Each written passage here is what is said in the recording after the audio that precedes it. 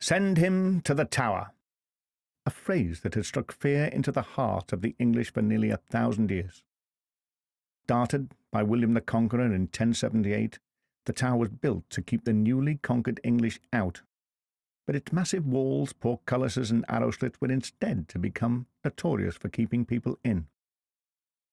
This prison wasn't for everyone, though. Only high-status political and religious prisoners got the privilege of being held here. Some of its famous inmates include Sir Thomas More, imprisoned for refusing to accept Henry VIII as a head of the Church. He was beheaded and later made a saint in the Roman Catholic faith. The tragic princes in the Tower, allegedly victims of their Uncle Richard's quest for power. Not all prisoners have survived the test of time. Some are remembered only by the graffiti that they left on the walls during their long imprisonment. The walls of the Beauchamp Tower, especially on the first floor, are covered with graffiti, left by Tudor prisoners. Prisoners of the Salt Tower include John Balliol, the Scottish king, imprisoned here in 1296 for 3 years. Hugh Draper, an innkeeper from Bristol, accused of practising sorcery. Traitor's Gate was the one-way ticket into the Tower from the River Thames. And Tower Green, the place where some of the great names of history have died, including 3 Queens of England. Queen Anne Boleyn, the second wife of Henry VIII, Catherine Howard, his 5th wife, and the Lady Jane Grey, who was queen for only 9 days, aged only 16. But at least these did not have to endure the baying crowd on Tower Hill. There aren't many buildings that have been in constant use for 1,000 years. Often the Tower of London has been the scene of the most important stories in the nation's history. The Yeoman Warders, or Beefeaters as they are nicknamed, have long been a symbol of both London and Britain.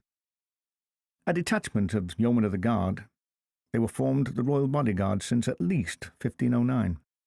Their origins stretch back as far as the reign of Edward IV in the 15th century. The Tower of London is actually 20 towers, together forming a mighty defensive stronghold. The famous Norman White Tower is surrounded by 19 others, added later by medieval kings, along with a moat, battlement, portcullis and arrow slit to create the country's strongest fortress.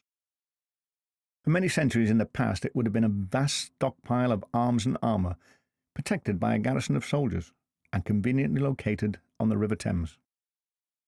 The White Tower is one of the most famous castle keeps in the world, built to awe, subdue and terrify Londoners, and to deter foreign invaders. It is now an iconic symbol of London and Britain. When it was built, the Tower of London was by far the tallest building in London, and it has remained a symbol of power ever since.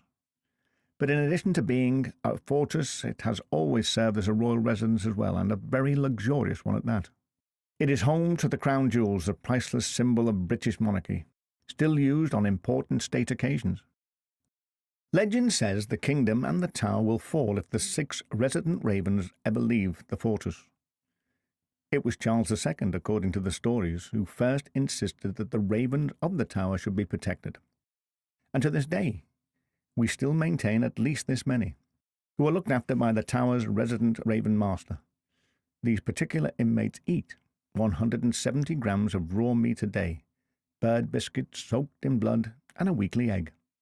The tower is also father of many of the national institutions that still exist today: the Royal Mint, London Zoo, the National Archive, and the Royal Observatory is now at Greenwich. Throughout its long and eventful life, the Tower of London has had to fight hard to survive and defend its own, sometimes behaving aggressively but always protecting its people. And one thing it has always been careful to do is pass on its stories of ancient deeds to each new generation.